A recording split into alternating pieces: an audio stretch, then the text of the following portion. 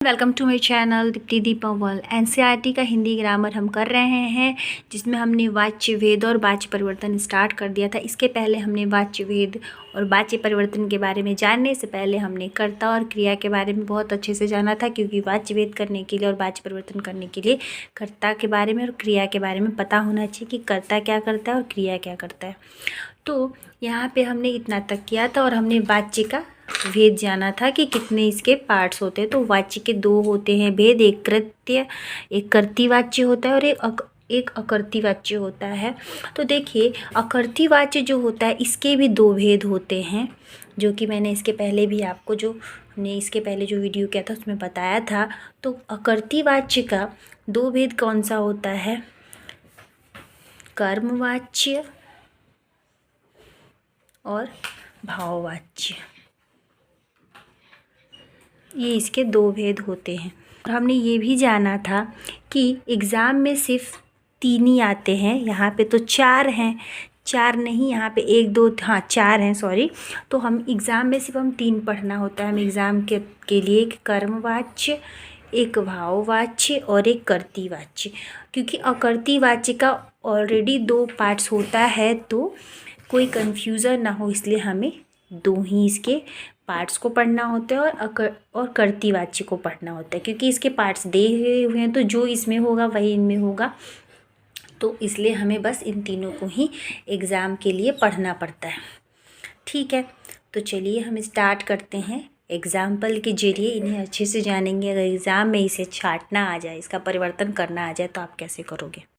हम कर्तृवाच्य को जानेंगे कि कर्तृवाच्य जो है, इसको अगर हमें पहचान करना होगा एग्ज़ाम में, तो हम कैसे करेंगे। ठीक है, चलिए कुछ एग्जाम्पल से, उदाहरण के जरिए हम इसे जानेंगे। जैसे हरीश अखबार पढ़ता है। अगर इस टाइप का कोई एग्जाम्पल आपके पास आता है तो वो कर्तृवाच्य ही होगा। क्यों? कोई भी अगर वाक्य के साथ के द्वारा या फिर के द्वारा एक साथ में, अगर आपको ये तीनों चीज़ एक साथ मिलता है, तो वो आपका कर्तृवाच्य नहीं होगा। जिस सेंटेंस में इन तीनों का उपयोग नहीं किया गया हो, ये तीनों वर्ड्स नहीं आए हैं, वो आपका कर्तृवाच्य है। जैसे हरीश क्या है? करता है, क्योंकि हरीश अखबार पढ़ रहा है, तो अखबार पढ़ना तो क्रिया हो रही है, लेकिन पढ़ कौन रहा है? हरीश। तो जो करता है वो हरीश है। तो यहाँ पे करता आएगा और के और द्वारा नहीं आया है, तो ये आपका, और से ये अगर 3 वर्ड्स आपके साथ नहीं आ रहे हैं, तो वो आपका कर्तृवाच्य होगा। और एक चीज़, अगर कर्ता के साथ से लगा हो, द्वारा लगा हो या फिर के द्वारा लगा हो, वो आपका कर्मवाचक और भाववाच्य होगा। ठीक है, लेकिन अगर कर्ता के साथ ये नहीं है, ये भी नहीं है और ये भी नहीं है, तो वो आपका कर्तृवाच्य होगा।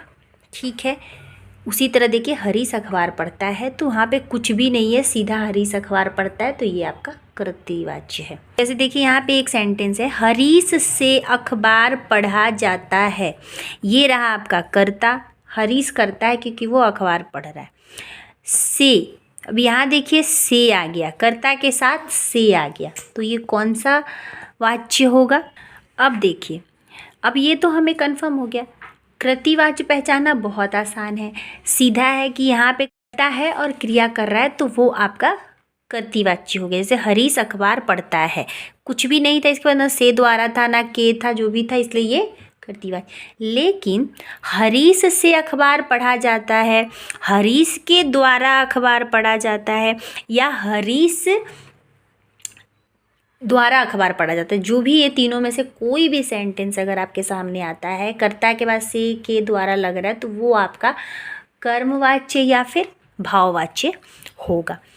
लेकिन यहाँ पे तो 2 हैं, कर्मवाच्य या भाववाच्य। तो अब हम अगर इस सेंटेंस को हम कह रहे हैं कि ये कर्मवाची या भाववाची होगा, तो अब हम इसे कैसे पहचानेंगे कि कौन सा कर्मवाच्य है और कौन सा भाववाच्य है। तो इसे जानने के लिए हमें और एग्जाम्पल्स के जरिए इसे जानना होगा कि कौन सा, अगर हमें कर्मवाच्य और भाववाच्य छाँटने को मिले तो हम उसे कैसे करेंगे। ठीक है, तो चलिए आगे जानने के लिए नेक्स्ट वीडियो में मिलेंगे। तब तक के लिए वीडियो को लाइक, शेयर और सपोर्ट करें चैनल को। Bye bye and thank you.